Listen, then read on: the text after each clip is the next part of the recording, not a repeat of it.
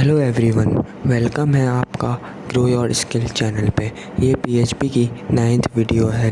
इस वीडियो में हम देखेंगे कि कांस्टेंट वेरिएबल कैसे बनाए जाते हैं और इनका क्यों यूज़ किया जाता है। इससे पहले हमने जो वेरिएबल देखे थे वो तो सिंपल से थे, उसको आप दोबारा रीअसाइन करके चेंज कर सकते थे, पर ये कांस्टेंट वेरिएबल है। ये एक ऐसा वेरिएबल है जिसकी वैल्यू को आप ना ही अपडेट कर सकते हैं या ना ही मॉडिफाई कर सकते हैं। कांस्टेंट के नाम से ही वाज़ेह हो रहा है कि ये जब जो वैल्यू आपने असाइन कर दी वो फिक्स हो गई, वो बाद में आप उसको चेंज या रीअसाइन नहीं कर सकते। हम जो पहले वेरिएबल बनाते थे उसमें हम एक्स की वैल्यू को अगर कोई असाइन कर देते थे 200, तो वो हम इको कराते थे तो उसमें 200 वैल्यू जनरेट हो जाती थी। फिर इसके बाद हम अगर रीअसाइन कराते थे एक्स की वैल्यू में 300, तो वो 200 को स्किप करके 300 जनरेट करवा देता था। पर अगर हमें ऐसा वेरिएबल चाहिए हो जो कांस्टेंट रहे, आगे कभी भी चेंज ना कर सके, तो पीएचपी ने उसको इंट्रोड्यूस करा है कांस्टेंट वेरिएबल के नाम से। कांस्टेंट वेरिएबल का जो सिंटैक्स है वो है डिफाइन फिर डबल ब्रेसेस में कांस्टेंट वेरिएबल का जो नेम होगा, वेरिएबल का नेम आएगा पहले, फिर वेरिएबल की जो वैल्यू होगी वो उसमें वैल्यू में आएगी, और तीसरी जो वैल्यू आती है वो केस सेंसिटिव होती है। इसमें दो ही वैल्यूज़ आ सकती है, या ट्रू या फॉल्स।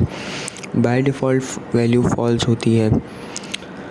नीचे देखें कि हमने एक एग्जांपल दिया कि डिफाइन के अंदर हमने डबल ब्रेसेस में वेरिएबल का नेम दिया है नम, और उसमें वैल्यू स्टोर करवा दी है 23, और ये केस सेंसिटिव कहलाता है कि इस बाय डिफ़ॉल्ट जो मैंने कहा कि इसमें फॉल्स वैल्यू जनरेट होती है, हम इको कराएंगे तो इसकी वैल्यू 23 आ जाएगी आउटपुट पे।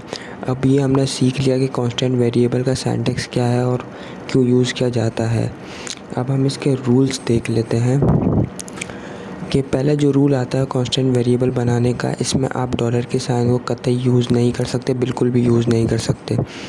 और जो सेकंड रूल आता है कि आप इसको इसको लेटर से स्टार्ट कर सकते हैं और अंडरस्कोर से स्टार्ट कर सकते हैं। और तीसरा जो रूल है वो ये है कि आप कांस्टेंट वेरिएबल को कोई भी नंबर से स्टार्ट नहीं कर सकते।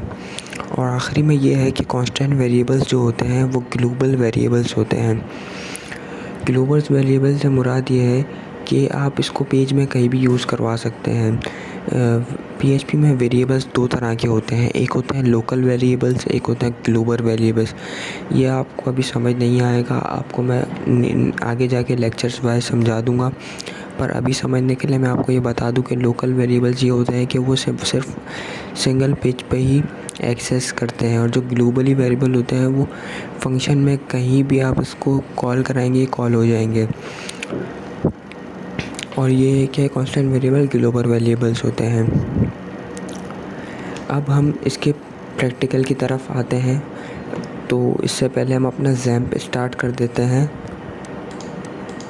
ये ज़ैम्प स्टार्ट कर दिया है हमने, और हम अपने कोड की तरफ आ गए। इसमें अपनी फाइल क्रिएट की हुई है जिसका नाम है constant variables dot PHP.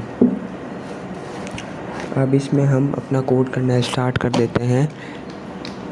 PHP इसमें हम एक वेरिएबल को कॉल करवा देते हैं, जैसा कि हमने बताया कि डिफाइन आता है इसमें, और डबल ब्रेसेस में हम पहले तो वेरिएबल की वैल्यू लिखेंगे, तो मैं वेरिएबल की वैल्यू दे देता हूँ नम, और इसके बाद मैं इसकी वैल्यू दे देता हूँ 25। और थर्ड में मैं अभी तो जैसा कि मैंने आपको बताया कि उसमें जो बाय डिफ़ॉल्ट वैल्यू होती है वो फॉल्स होती है, तो अब मैं इसको कॉल करवा देता हूँ इको और नम। यहाँ पे आपको एक बात का ध्यान रखना होगा कि आप इसमें डॉलर का यूज़ नहीं करेंगे। हम डॉलर का यूज़ सिंपल वेरिएबल बनाने में करते थे, इसमें आपको विदाउट डॉलर वेरिएबल बनाना होगा। अब इसको हम अपने ब्राउज़र पे देख लेते हैं। हम आ गए यहाँ पे लोकल होस्ट, अपने फ़ोल्डर का नाम लिख दिया PHP वेरिएबल्स, PHP कोर्स, और इसमें हम बना देते हैं constant variables डॉट php। ये देखें इसने 25 वैल्यू जनरेट कर दी। अब हम देख लेते हैं कि हम इसको जो हमने दूसरा वो देखा था कि हम इसको अंडरस्कोर से भी स्टार्ट कर सकते हैं। तो मैं बस यहाँ चेंज करके अंडरस्कोर की साइन लगा के यहाँ पे चेंज करके यहाँ पे भी साइन लगा देता हूँ और मैं यहाँ आता हूँ। तो आप देखिए कोई भी चेंजेस नहीं हुई थी। मुझे पता है आप लोगों को इस नॉलेज होगी, पर मैं as a beginner full review देता हूँ ताकि आप लोग बोर नहीं होइएगा। एज अ बिगनरों के लिए भी है और जो डेवलपर हैं उनके लिए भी कोई ऐसी चीज़ हो सकती है जिनको नहीं सीखने को मिले, तो आप बोर नहीं होइएगा और सीखते रहिएगा। ये देखें 25 वैल्यूज़ ने जनरेट करवा दी। अब तीसरा हम देखते हैं कि हमने जो देखा है कि हम वेरिएबल को नंबर से स्टार्ट नहीं करवा सकते। तो मैं यहाँ पे वेरिएबल का नाम देता हूँ 9 को स्टार्ट करवा देता हूँ और मैं इसको ब्राउज़र पे देखूँगा तो ये देखें कि एक इसने एरर जनरेट कर दिया।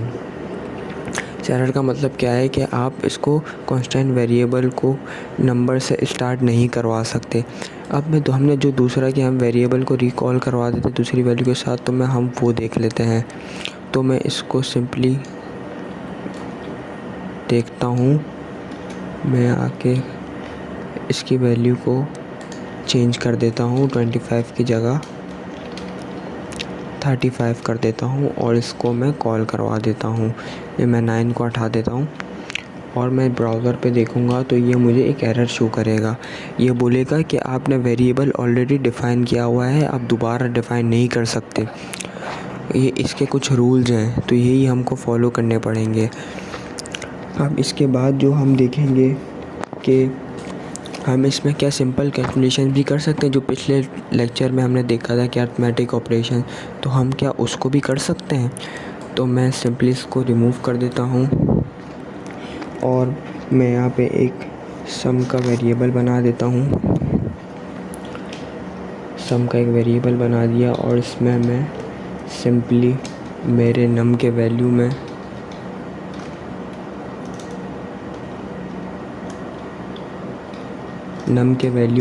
एडिशन करवा देता हूँ 2 वैल्यू की। अब मैं नीचे देखें कि मैं इसको अगर कॉल करवाऊँगा मेरे को डॉलर सम से ही कॉल करवाना पड़ेगा, क्योंकि ये मैं सिंपली वेरिएबल के थ्रू वर्क कर रहा हूँ। ये देखिए इसने 27 जनरेट करके दे दिया। इसका मतलब है हम इसमें अरिथमेटिक कैलकुलेशन भी कर सकते हैं। तो आई होप कि आप लोगों को कांस्टेंट वेरिएबल समझ आ गया होगा। ये कोई टॉपिक है, इतना इम्पोर्टेंट नहीं है, पर सिखाना ज़रूरी था।